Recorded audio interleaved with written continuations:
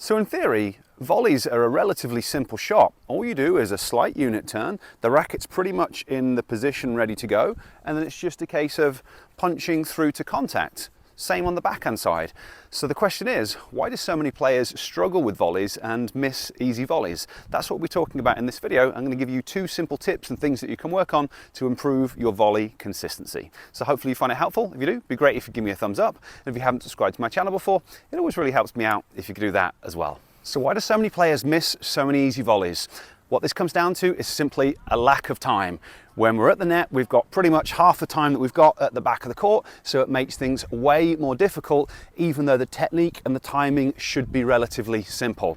And one of the big problems that happens for people is they don't actually move their feet to get into position. So like when you're at the back, you're hitting a ground stroke, you know how important it is to prepare and set up in the right position. If you're not in the right position, then it can really throw everything else off. And it's exactly the same at the net. If you're stuck, your feet are stuck to the ground, you're kind of rooted on the spot, and you're not quite in the right position, that can cause you to do funny things with your racket, which lead to the error. Whereas if you're in the right place, it's then relatively simple.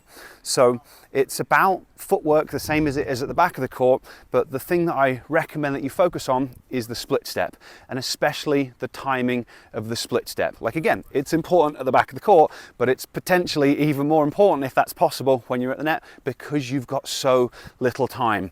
If you don't split step at all, that can kind of leave you stuck, and then your opponent makes contact and you just don't move very effectively.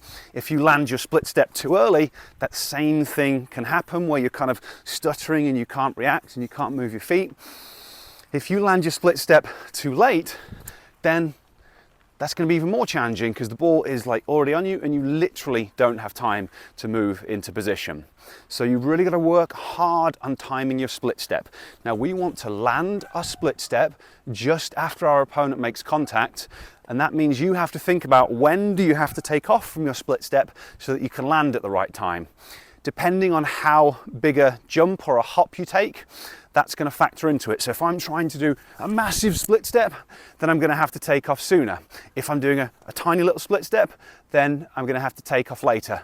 Realistically, at the net, it's not going to be a massive split step because of the time factor, so it's going to be relatively small, but you still have to think through it, and it means watching your opponent shaping up for their shot.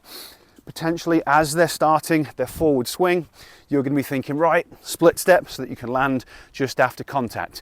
But be warned, some players have really compact swings. So for some players, like if you were playing Fognini, personally, I've never played him, but saying his backhand is so compact, his forehand's compact, you might actually have to initiate taking off from your split step while he's taking the racket back because there's so little time between there and there.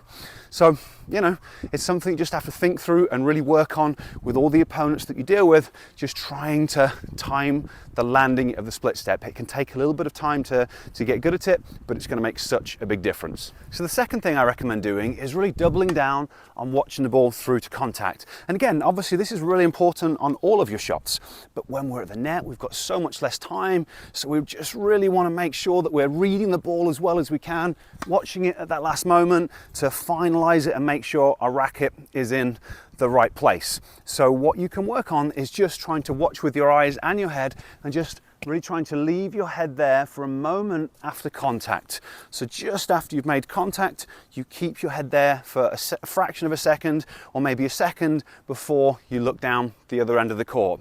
Now I find that this is one of those things that can be easier said than done. So there's often 2 things that people have to work on to be able to make this happen.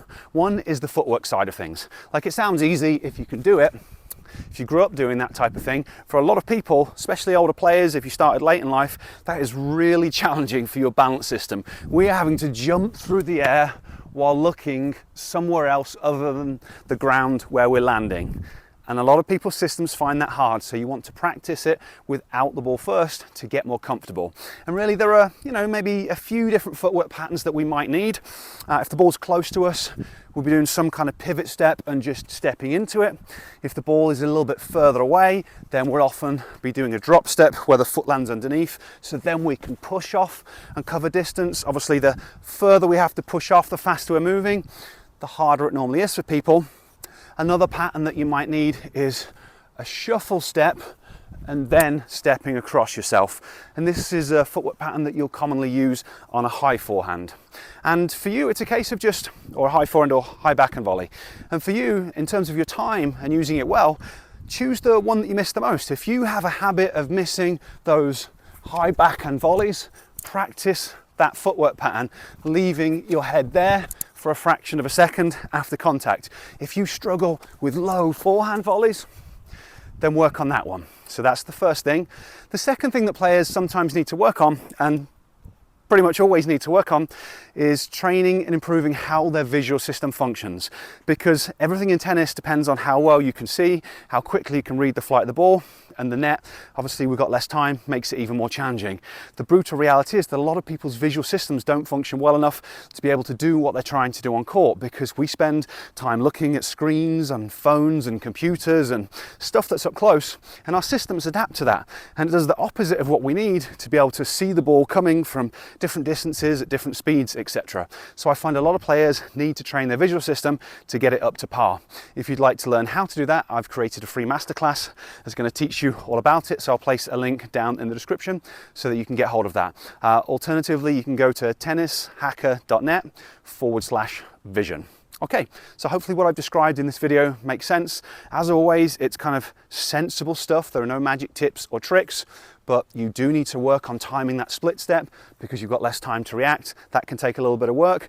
Then practice the footwork patterns so you can practice them one after the other, and then potentially improving the visual side of things as well. If you have any questions or comments about this video, feel free to leave them down below. Otherwise, thanks for watching, and I'll catch you next time.